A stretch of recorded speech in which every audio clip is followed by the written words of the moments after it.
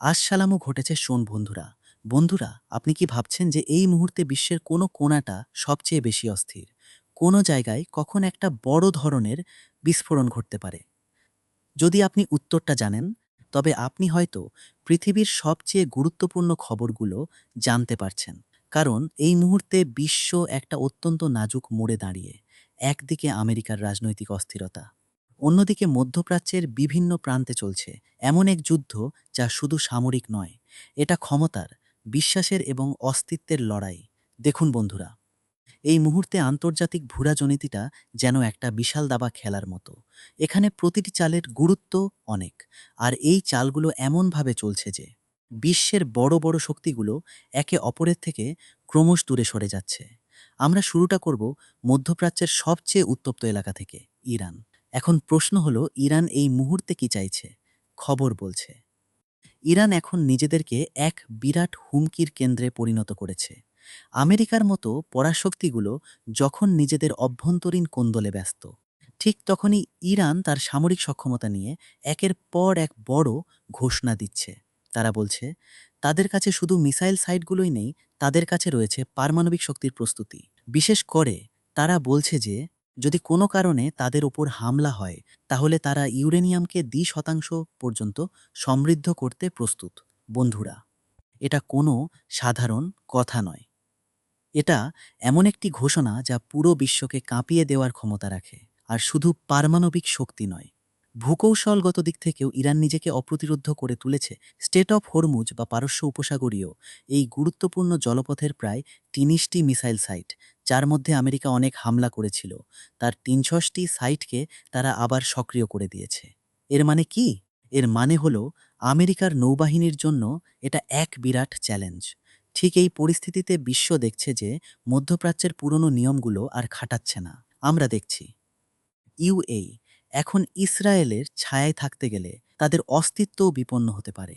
এই বার্তা দিয়ে ইরান সবাইকে সতর্ক করে দিয়েছে। আর এই পরিস্থিতিতে ওমান কিভাবে নিজেদের অবস্থান বদলাচ্ছে, সেটাই সবচেয়ে বড় দেখার বিষয়। বন্ধুরা, মনে রাখবেন, এই অঞ্চলের খেলা এখন আর শুধু আমেরিকা আর ইরানের মধ্যে সীমাবদ্ধ নেই। এখানে ঢুকে পড়েছে সৌদি আরব, কাতার এবং সবচেয়ে গুরুত্বপূর্ণ হলো ওমান। সম্প্রতি ওমান এবং ইরানের মধ্যে এমন এক মিটিং হয়েছে যেখানে আলোচনা হয়েছে যে হরমুজ প্রণালীর যে রাজস্ব আসবে তা দুদেশ ভাগ করে নেবে। এই প্রস্তাবটা দেওয়ার মাধ্যমে ওমান স্পষ্ট করে দিয়েছে যে সকালে কি ঘটেছে, চলেন ধাপে ধাপে বউ। তারা এখন আর কেবল আমেরিকার ছায়ায় থাকতে আগ্রহী নয়, তারা এখন কৌশলগতভাবে ইরান ও মধ্যপ্রাচ্যের পুরনো ভারসাম্যের বিরুদ্ধে একটি নতুন অবস্থান নিতে প্রস্তুত। এই পরিবর্তনটা নিয়েই এখন বিশ্ব আন্তর্জাতিক গালফ দেশগুলোর মধ্যে সীমাবদ্ধ নয়।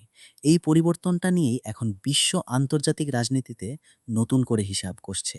এবার আসা যাক অন্য একটি গুরুত্বপূর্ণ থিম, যুদ্ধক্ষেত্র। লেবাননে হিজবুল্লাহর কার্যকলাপ দেখে আপনি কোনো সাধারণ সামরিক শক্তি হিসেবে কাউকে ভাবতে পারবেন না। তারা ইসরায়েলের দখলে থাকা আকাগুলোতেও একের পর এক হামলা চালাচ্ছে। এটা শুধু মিসাইল দিয়ে নয়, তারা এমনটেছে, চলেন ধাপে ধাপে বুঝি, যে ইসরায়েলের প্রতিরক্ষা ব্যবস্থাগুলো বারবার চ্যালেঞ্জের মুখে পড়ছে। আর অন্যদিকে ফিলিস্তিন, সেখানে যে প্রতিরোধ চলছে তা শুধু কোনো স্থানীয় বিদ্রোহ নয়, এটা এক গভীর ঐতিহাসিক লড়াই। এখানে প্রতিটা ঘটনা, প্রতিটা প্রতিরোধ আন্দোলন প্রমাণ করে যে এই অঞ্চলের মানুষরা তাদের অধিকার নিয়ে কতটা অবিচল। এই সব অস্থিরতার মাঝেও একটা অন্য খবর আসছে ভারতের দিকে। জানা যাচ্ছে আব্বাস আরাচি ভারতে এসেছেন এবং শোনা যাচ্ছে আজই তিনি প্রধানমন্ত্রী নরেন্দ্র মোদীর সঙ্গে সরাসরি দেখা করতে চলেছেন। এই সাক্ষাৎ শুধু কূটনৈতিক বৈঠক নয়, এটা মধ্যপ্রাচ্য এবং দক্ষিণ এশিয়ার মধ্যে এক নতুন ধরন সরণের কৌশলগত বোঝাপড়ার ইঙ্গিতও দিচ্ছে। বন্ধুরা, এই ঘটনাগুলো কি কেবল কাকতালীয়, নাকি এর পেছনে কোনো বড় আন্তর্জাতিক এজেন্ডা কাজ করছে? আমরা যখন দেখি যে সামরিক সরধাপে বুঝি ট্রাম্প বারকচানুতা, অন্য দেখি যে আমেরিকার সামরিক সরঞ্জামগুলোও এখন যেগুলো ২৪ দিনের যুদ্ধে খরচ হয়েছে, আর অন্যদিকে ইরান তার সক্ষমতা প্রমাণ করতে প্রস্তুত, তখন একটা প্রশ্ন মনে আসে, আমেরিকার বিশ্ব নেতৃত্বের ধারণাটা কি এখন দুর্বল হয়ে পড়ছে? এই পুরো ঘটনা প্রবাহ যদি আমরা বিশ্লেষণ করি, তাই মনোযোগ দিয়ে ধাপে ধাপে বুঝি ট্রাম্প বারবার বলছেন, তাহলে পরিষ্কার বোঝা যায় এই মুহূর্তে মধ্যপ্রাচ্যে নিজেদের মতো করে মাথা উঁচু করে দাঁড়ানোর চেষ্টা করছে। কোনো একক শক্তি এখন আর পুরো অঞ্চলটাকে নিয়ন্ত্রণ করতে পারছে